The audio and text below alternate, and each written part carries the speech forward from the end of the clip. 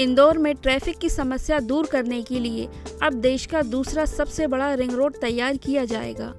करीब 6,000 करोड़ की लागत से नेशनल हाईवे अथॉरिटी द्वारा तैयार किया जाने वाला ये रिंग रोड 5 नेशनल हाईवे को भी जोड़ेगा। फिलहाल इसे तैयार करने के लिए केंद्र और राज्यों के बीच समन्वय के बाद प्रोजेक्ट को मंजूरी कराने की तैयारी हो गई है। बता दें कि देश का सबसे बड़ा रिंग रोड हैदराबाद में स्थित है, जिसकी लंबाई करीब 156 किलोमीटर है। जिस प्रकार इंदौर में ट्रैफिक की, खास करके बाईपास पे ट्रैफिक का लोड जिस प्रकार से बढ़ रहा है और इंदौर देश में तेजी से बढ़ता हुआ शहर है। अगर हम देखें तो औसतन 40% ग्रोथ रेट है, जो कि दूसरी शहरों से और ज़्यादा है। तो हमें लगता है आने वाले समय में जिस प्रकार का ट्रैफिक बाईपास पे, रिंग रोड पे और बढ़ेगा, उसको ध्यान में रखते हुए जब माननीय नितिन गडकरी जी इंदौर आए थे, माननीय मुख्यमंत्री जी भी थे, तब हमने उनके सामने ये बात रखी थी कि एक आउटर रिंग रोड या आउटर बाईपास बनना चाहिए। उस समय सिद्धांत से मंजूरी दी थी, लेकिन उस बात को लेकर अलग अलग स्तर पर सर्वे भी हो रहा था, क्योंकि उसमें कुछ कंपोनेंट हमारा भी रहता है राज्य सरकार का ज़मीन को लेकर। अभी जो नेशनल हाईवे ने 3 प्रस्ताव बनाए हैं। पहला प्रस्ताव है 140 किलोमीटर की लंबी रिंग है, दूसरा 146 किलोमीटर की और तीसरी 161 या 60 किलोमीटर की रिंग है।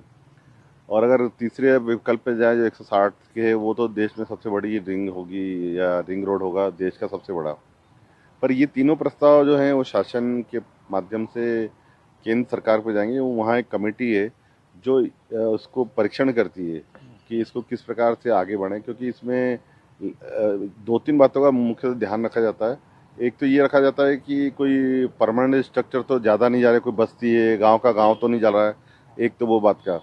दूसरा ये भी ध्यान में रखा जाता है कोई फॉरेस्ट की लैंड तो बहुत बड़ी नहीं है, छोटी मोटी ग्रीन बेल्ट हो, फॉरेस्ट हो, वो चल जाएगा, लेकिन पूरा एरिया फॉरेस्ट का तो नहीं है, उस बात का भी ध्यान में रखा जाता है। और तीसरा, शहर से लगभग 1 सरी की दूरी रहना चाहिए।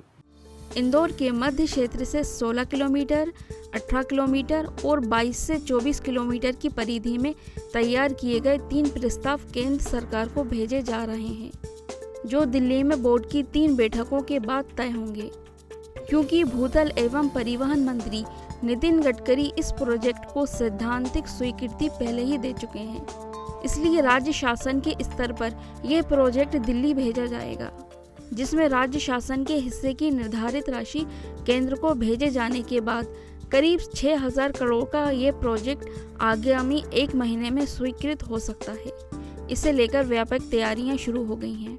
तो जो पहला प्रस्ताव है उसमें जो शहर से जो औसतन दूरी वो 16 से 18 किलोमीटर, अगर इंदौर हम राजवाड़ा माने मध्य में, तो 16 से 18 किलोमीटर है।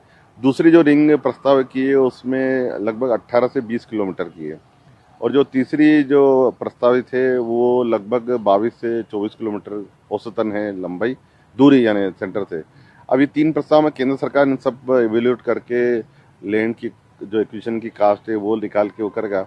इसमें शासन का एक जो लगभग 6,000 करोड़ का अभी प्रारंभिक प्रस्ताव बना है, और 6,000 करोड़ में 25% जो लैंड की कॉस्ट आएगी, जो कि लगभग अभी जो बताया गया है 1,200 करोड़ के आसपास है, उसकी जो 25% कॉस्ट आएगी वो लगभग आ रही है 300 करोड़ के आसपास।